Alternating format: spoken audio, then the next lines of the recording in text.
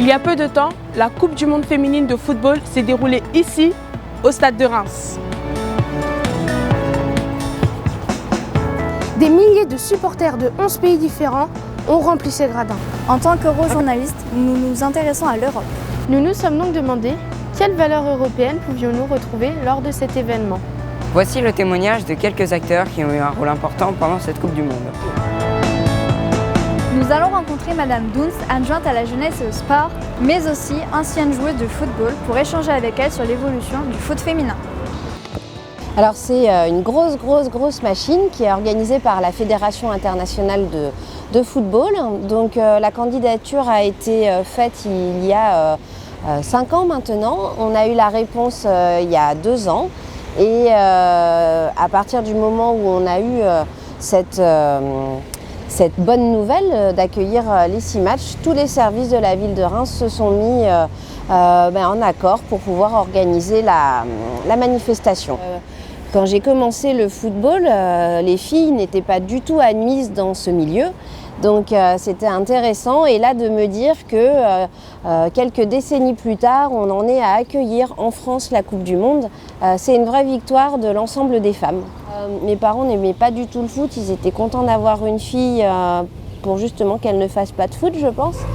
Mais le foot, c'est le premier sport qu'on peut faire gratuitement, naturellement, dans une cour de récréation ou au parc. Voilà, on a un ballon, on peut tous jouer ensemble, se faire des copains, et donc moi j'aime bien ce côté très amical, très festif. Ça, on essaye de travailler avec nos médiateurs dans les quartiers et d'expliquer que les filles ont aussi le droit. Enfin, mais comme ça ne se faisait pas dans les familles, eh bien ils n'y pensent même pas, voilà, c'est pas culturel. Et donc on essaye d'aller les chercher, de dire allez, faites sortir vos filles. Et on voit qu'on a de plus en plus de filles qui sont maintenant dans des clubs sportifs, qui sont maintenant dans des maisons de quartier et qui peuvent aussi s'épanouir par le sport. Maintenant on a l'Europe du Nord, donc la Finlande, la Suède, la Norvège, le Danemark, qui sont un petit peu plus en avance sur l'égalité homme-femme, même en politique. Et donc ils le sont aussi au niveau du foot. Le foot, c'est du divertissement, mais c'est aussi de l'engagement. Ils ont été plus de 250 bénévoles à s'engager à Reims lors de cette Coupe du Monde. Théo est l'un d'entre eux. Les bénévoles, leur rôle était pour que tout se passe bien. Il y en avait en service et spectateurs, ce qui veut dire ce qui est en équivalent stadier. Donc aider les gens à se placer, tout simplement vérifier les billets. Il y en avait d'autres qui étaient dans le transport. Notre chef, qui s'appelle Tony, nous disait « Vous êtes volontaire, vous êtes là pour vous amuser ». J'y suis allé juste pour rencontrer des gens et je me suis fait énormément d'amis, étrangers ou non. Par exemple, j'ai gardé des contacts à Portland, aux États-Unis, à Newcastle, en Angleterre, à Carthagène, en Colombie, par exemple. Nous voici à l'office de tourisme en compagnie de Cécile Desprel.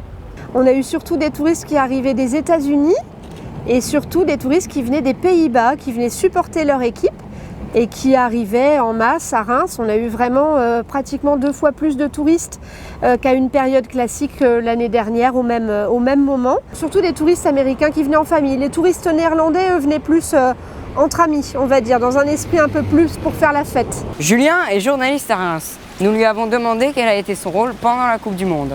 Cette Coupe du Monde, elle va beaucoup aider sur le fait de parler un petit peu plus du foot féminin. Je trouve que, quelles que soient les équipes, celles qui sont venues à Reims ou toutes celles qu'on a pu voir à la télé, elles ont montré un beau spectacle. Elles ont montré que, voilà, finalement, par rapport aux hommes, elles n'avaient pas grand-chose à envier.